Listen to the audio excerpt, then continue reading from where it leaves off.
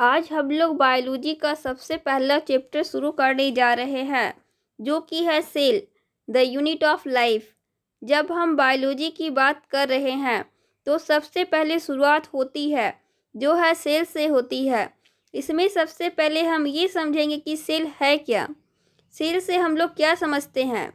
जब हम लोग सेल को समझ जाएंगे फिर हम लोग जानेंगे सेल के अंदर कौन कौन से भाग होते हैं और हर भाग के क्या क्या भूमिकाएं होती है जंतु के अंदर।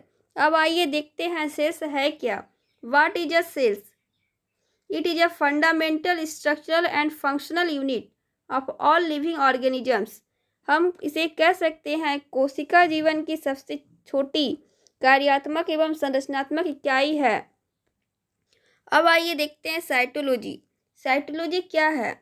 The cytology is a branch of biology under which the cells and the structures of inside substances present in the cells are studied।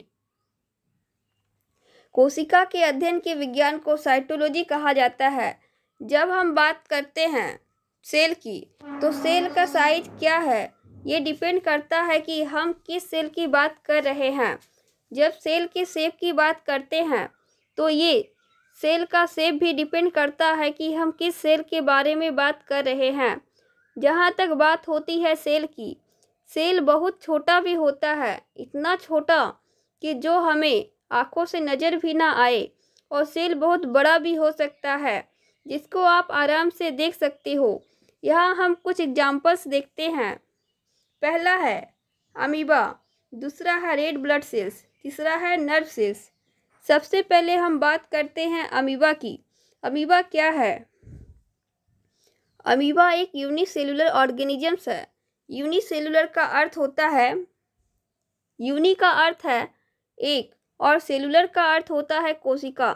यानी अमीबा एक ऐसा प्राणी है जिसमें केवल एक सेल होती है। रेड सेल की बात हम जहाँ तक करते हैं, ये एक छोटा सा सिंगल सेल है जो हमारे ब्लड में पाया जाता है। इन दोनों का जो आकार है बहुत ही छोटा होता है जिसे हम वेरी स्मॉल कह सकते हैं। इनका साइज इतना छोटा होता है कि हम इसे आँखों से नहीं देख सकते हैं। इसे देखने के लिए माइक्रोस्कोप का यूज किया जाता है। तो अमीबा एक सिंगल सेल का ऑर्गेनिज्म है। मतलब जिस तरह से हम हैं, यदि हम इंसानों की बात करते हैं तो 60 केजी के इंसान में लगभग 6 गुना 10 का पावर 15 सेल्स होते हैं। अगर हम एक आम इंसान की बात करते हैं तो 6 गुना 10 का पावर 15 सेल्स यानी 6 के बाद 16 जीरो लगा दे तो इतना सेल्स होता है एक आम इंसान में। और इसी के विपरीत जब हम बात करते हैं अमीबा की तो अमीबा में केवल एक ही सेल होते हैं और ये भी एक ऑर्गेनिज्म है। इसके अंदर भी रेस्पिरेशन होता है, डाइजेशन होता है, ये भी खाना खा रहा है। इसमें भी वे सारी क्रियाएं होती है जो बाकी ऑर्गेनिजम्स में होती है। अब आइए देखते हैं नर्व सेल्स। नर्व सेल आकार में बहुत बड़ा होता है। इसके बड़ा होने का कारण ये है कि आपके अंदर जो नर्वस सिस्टम है, नर्वस सिस्टम का काम होता है कि ये किसी भी इंफॉर्मेशन को हमारे ब्रेन तक पहुंचाता है। नर्वस सेल्स को हम बिना माइक्रोस्कोप के देख सकते हैं। तो हमने यहाँ देखा कुछ ऐसे सेल्स जो इतने छोटे हैं जिसे हम सिर्फ माइक्रोस्कोप की सहायता से ही देख सकते हैं, और कुछ ऐसे सेल्स भी होते हैं जिन्हें हम खुले आँखों से भी देख सकते हैं। इससे ये बात स्पष्ट होती है कि सेल्स की साइज एवं शेप सेल्स की वर्क और फंक्शंस पे डिपेंड करते हैं। अब हम बात करते हैं डिस्कवरीज के बारे में। ये एग्जाम के पॉइंट ऑफ व्यू से बहुत ही इम्पॉर्टेंट है। Discoveries about cells, the fundamental unit of life. Discoveries सबसे पहले हम बात करते हैं Robert Hooke 1665 notice the presence of cells in a cork. कोशिका शब्द का प्रयोग सर्वप्रथम अंग्रेज वैज्ञानिक रॉबर्ट हुक ने सन 1665 ईस्वी में किया था। दूसरा है Leeuwenhoek 1674 found the presence of living cells in the pond water.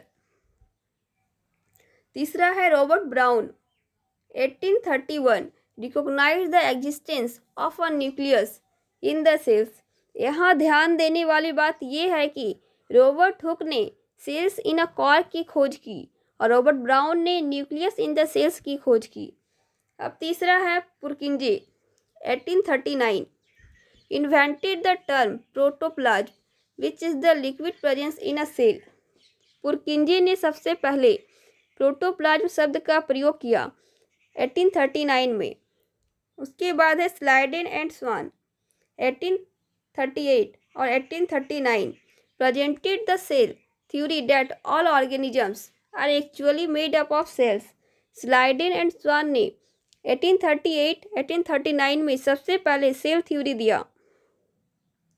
उसके बाद आते हैं वर्चर 1885। इन्होंने पहली बार ये बात रखा कि नए सेल्स जो हैं वो पुराने सेल्स से ही उत्पन्न होते हैं। Suggested that all cells come from cells that already exist in nature. अब हम लोग बात करते हैं सेल थ्योरी की। सेल थ्योरी क्या है? कोशिका सिद्धांत क्या है? A cell is the structural and functional unit of all living organisms. हमने डेफिनेशन में देखा कोशिका एक सबसे छोटी संरचनात्मक और क्रियात्मक इकाई होती है। दूसरा है all living organisms are made up of cells. जितने भी लिविंग ऑर्गेनिजम्स होते हैं ये सेल्स के बने होते हैं। तीसरा है cells are formed from pre existing cells. Exam में यहाँ से भी क्वेश्चंस आ सकती है which of the following are not a part of cells theory. इस तरह से आपसे सवाल पूछे जा सकते हैं। अब हम लोग देखते हैं यूनिसेलुलर ऑर्गेनिजम्स के बारे। यूनिसेलुलर ऑर्गेनिजम्स क्या होते हैं? The organisms that consist of a single cell such is amoeba. Amoeba एक यूनिसेलुलर ऑर्गेनिज्म है, हमने अभी देखा। The largest cells is the ostrich egg cells. सबसे बड़ी शुतुरमुर्ग के अंडे की कोशिका होती है। अब आइए हम लोग देखते हैं मल्टी सेलुलर ऑर्गेनिजम्स के बारे। मल्टी सेलुलर ऑर्गेनिजम्स क्या होते हैं? The organisms which contains two or more cells that perform different functions in the organisms plants fungi and animals. वैसे ऑर्गेनिजम्स जिनमें दो या दो से अधिक सेल्स पाए जाते हैं उन्हें हम मल्टी सेलुलर ऑर्गेनिज्म कहेंगे। जितने भी प्लांट हैं, जीव जंतु, फंजाई हो, ये सारे मल्टी सेलुलर ऑर्गेनिजम्स कहलाते हैं।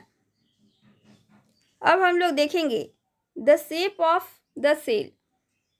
The shape of the cell may be vary depending upon the type of functions they perform in an organism।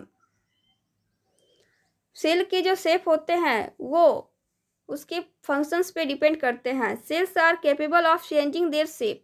Sales अपने शेप को चेंज करने में कैपेबल होते हैं। For example the white blood cells and the amoeba can change shape on their own. White blood cells और amoeba अपने shape को change कर सकते हैं। आइए हम लोग इस फिगर में देखते हैं। यहाँ एक अमीबा है जो अपने फूड को, अपने आहार को लेने के लिए अपने शेप को चेंज करता है। अब हम लोग यहाँ पे डिफरेंट शेप्स के सेल्स को देखेंगे। पहला है red blood cells.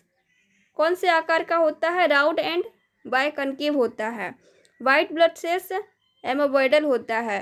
Columnar epithelial cells long and narrow होता है। Nerve cells branched and long होता है। Mesophyll cells round and oval होता है। ट्रेकियल सेल इलोंगेटेड होता है।